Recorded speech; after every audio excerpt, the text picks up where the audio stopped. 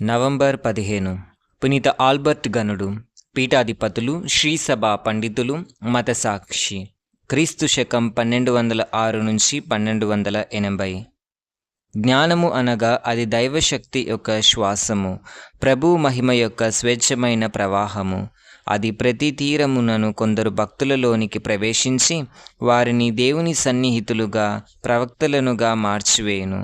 సొలొమోను జ్ఞానగ్రంథము 7:25 నుంచి 27 వరకు. అట్టి దేవుని స్నేహితులలో శ్రీసభ విద్వాంసులెందరో ఉన్నారు. పవిత్ర లేఖనాలతో తమ విజ్ఞానాన్ని రంగరించి అందించిన మహామహులెందరో. అటువంటి కోవకు చెందిన వారే పునీత ఆల్బర్ట్ గారు. వీరు ప్రసిద్ధి వేదాంతి, తత్వశాస్త్ర నిష్ఠేష్టులు. దక్షిణ జర్మనీ దేశంలోని స్వాబియా అనే ఊరిలో క్రీస్తు శకం 1206లో ఒక ఉన్నత కుటుంబంలో ఉద్భవించారు. వీరు ఇటలీలోని పాదువా పట్టణ విద్యాలయంలో చదువుకున్నారు. విద్యార్థిగా ఉన్న రోజుల్లోనే డొమినికను సభవారి సేవా నీరీతియందు బహుగా ఆకర్షితుడైనారు. తన విద్యాభ్యాసానంతరం వీరు వివిధ విశ్వవిద్యాలయాల్లో వేదాంత శాస్త్రచార్యునిగా పనిచేశారు. మరి ముఖ్యంగా 1223లో డొమినికను సభ గురువులై కొల్వన్యా, పారిస్లలో బోధించే రోజుల్లో వీరికి తోమాసు అక్వినాస్ గారు శిష్యుడుగా పరిచయమైనారు.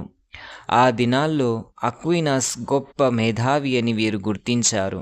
ఎక్కడైనా సభలు, సందర్భాలలో ఆల్బర్ట్ ఉపన్యాసం ఉంది అని తెలిస్తే జనం విరగబడి వచ్చేవారు.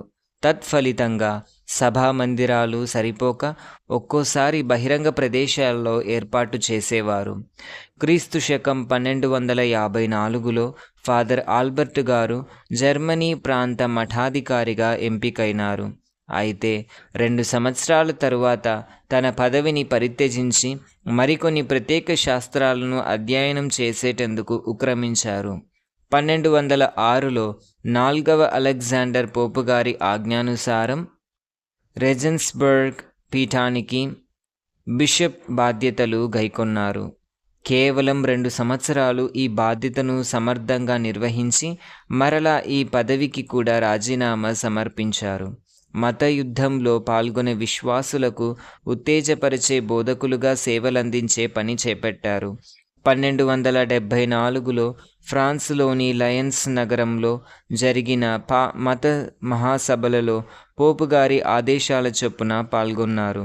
అదే సమయంలో తన శిష్యుడు తోమాస్ అక్వినాస్ 1274 మార్చ్ 7న వారి 48వ ఏటనే మరణించారనే వార్త తెలిసి పారిస్ విశ్వవిద్యాలయానికి విచ్చేశారు. ఆల్బర్ట్ గారు గొప్ప పండితుడై ఉండినను ఏమాత్రము గర్వపడక డొమినికన్ సభలో ఒక సభ్యునిగా మిక్కిలి క్రమశిక్షణతో, వినయ విధేయతలతో చివరి వరకు మెలిగారు. వీరు చేసిన సుదూర ప్రయాణాల్లో ఎక్కువగా కాలినడకన సాగినవే. పసిపిల్లవాణిని పోలిన దృఢ విశ్వాసం వీరిది. దేవుని యందును బీదల యందును కూడా ప్రేమానురాగాలు కనబరిచేవారు. మధ్యయుగంలో విస్తరిల్లిన సకల శాస్త్రాలు, ముఖ్యంగా ఖగోళం, భూగోళం, వాతావరణం, భౌతిక శాస్త్రాల్లోనే కాకుండా రసాయనిక, జీవ, శరీర ధర్మ శాస్త్రాలు, ఖనిజ విజ్ఞానం, వ్యవసాయం, కపాల విజ్ఞానం తదితర శాస్త్ర రంగాలలో ఆల్బర్ట్ గారికి విశేష పరిచయం ఉంది. అందువల్లనే వీరిని విశ్వవిద్యాలయ శ్రీసభ పండితులుగా శ్రీసభ గుర్తించి గౌరవించింది. తత్వవేదాంత శాస్త్రాల బోధనలో వీరు అగ్రగామిగా నిలిచారు. వారెంత విజ్ఞానియో అంతటి వినయశీలురు. విశ్వాస నిష్ఠగరిష్టలు, నిర్భాగ్యులు, నిరాశ నిస్పృహలతో నిండిన అదృష్టహీనుల్ని చూసినప్పుడు వీరి హృదయం చలించిపోయేడిది. ఇట్టి సకల శాస్త్ర పారంగతులు, దయార్ధ హృదయులు 1280 నవంబర్ 15న కొల్వన్యా మఠంలో స్వర్గస్థులైనారు. మధ్యయుగం శ్రీసభలో వికసించిన పరిమళ పుష్పంగాను, ఆనాటి శ్రీసభకు గొప్ప నిధిగాను ప్రశంసింపబడి 11వ పయస్ భక్తినాథ పాపుగారిచే 1931లో శ్రీసభ వేదాంత పండితునిగా గుర్తించబడి పునీత పట్టానందుకున్నారు.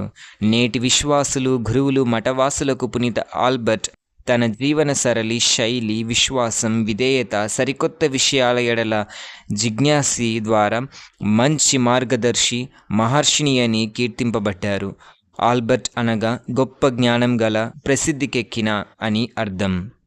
ధ్యానాంశం: దేవునిలో నీకు ఎంత బలమైన నమ్మకం ఉంటుందో అంత ఎక్కువ సమృద్ధిగా నీవు వేడుకున్నవన్నీ పొందగలుగుతావు.